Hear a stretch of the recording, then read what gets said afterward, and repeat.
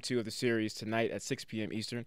You can stream that live on the BYUtv. BYU Rugby going for its 5th straight national championship on their home field in the Varsity Cup final tomorrow at South Field against the Cal Golden Bears. You can watch that match live on NBC Sports Network at 4 p.m. Eastern. We will have a replay on BYUtv on Monday at 4:30 p.m. Eastern. And one of the guys that's going to call that match with us is Brian Hightower, not with us per se, but for NBC Sports Network, former USA Rugby star, and now working for NBC Sports Network and does some work for the Pac-12 Network as well. Brian, welcome to Studio B. Thank you. Good to be here. National Championship Rugby. BYU going for a 5th straight. How many do they have to win before people in the country stop and say, hang on a sec, that's something special? Yeah, I mean it is. Winning one is something special. Putting a streak together like they have is pretty unique. The only team that's comparable is Cal, and Cal has won somewhere in the neighborhood of 20 now national championships. So it's good. It seems like it's BYU's time for a while, and they've certainly started to build, I think, what was already a pretty strong tradition into something that's now become an expectation. Does it kind of get boring or just old to you when it's like BYU Cal, the same over and over and over again? Or, I mean, is it something that's exciting because it's like, well, we know these two are going to be the main competitors. Right. Let's see who takes it. So last year was an incredible final. It was the fly half Johnny Linehan slotted a no time left on the clock drop goal to win by 3 points. Unbelievable. 30-27. It's still a very memorable game, but it doesn't get old. I would say, and this is going to probably not be very popular with your audience, but when the same team wins again and again, it's almost like you want it to stay close. You want it, you'd like there to be, and there is a certain level of parity between these two teams, but it never gets old. It's every year is a showcase of different athletes, both from Cal and from BYU. They're certainly the most established programs in the country, and for good reasons. Individually, they both have a different approach, but it works for them, and so I never get tired of it. You brought something to our attention, and I want to make sure I get this correct on the air because I was wrong on the air. Yep. And you were wrong. Yeah, thank Spencer. you, Brian. No problem. It's pointed out. I'm wrong a lot. Mm-hmm. That Cal is a varsity sport, so while the school supplements them with strength and conditioning and some perks of a scholarship sport, there are no scholarships for Cal either. So BYU and the Golden Bears are in the same boat that way.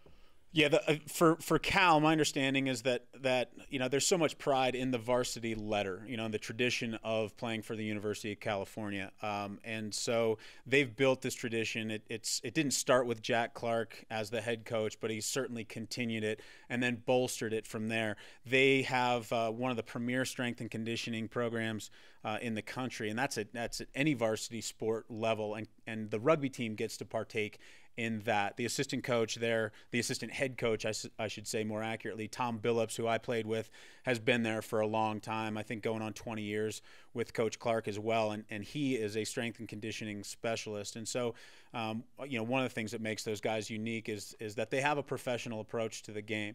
The varsity letter is enough.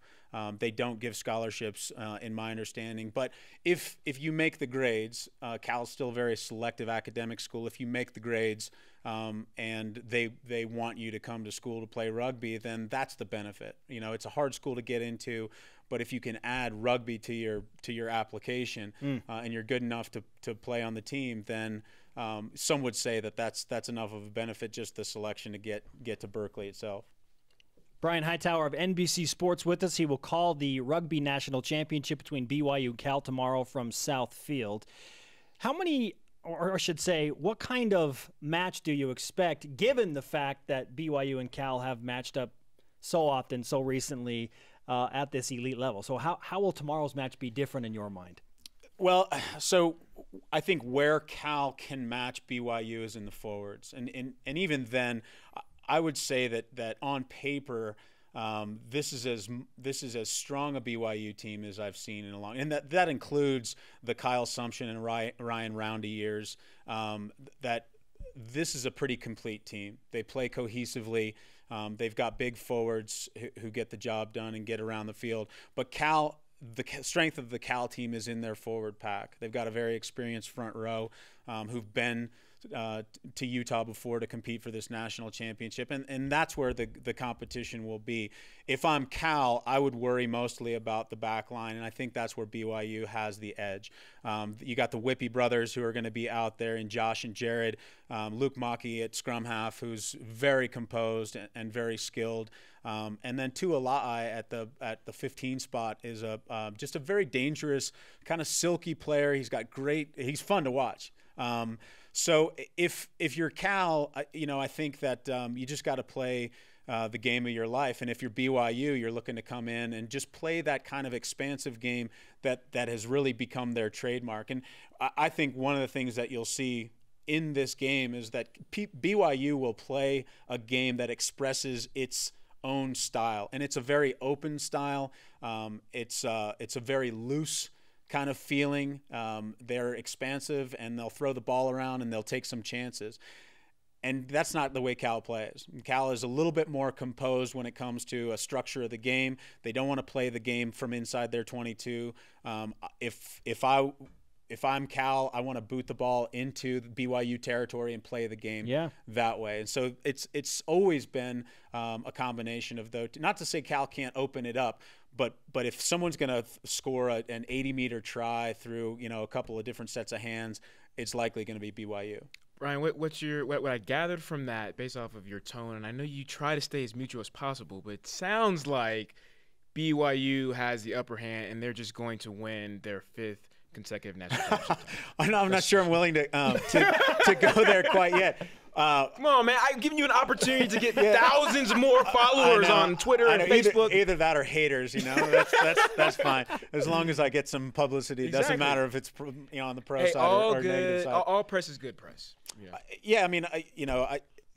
BYU is the favorite going in, no doubt. And I think even Cal would probably admit that they're a bit of an underdog this year, but.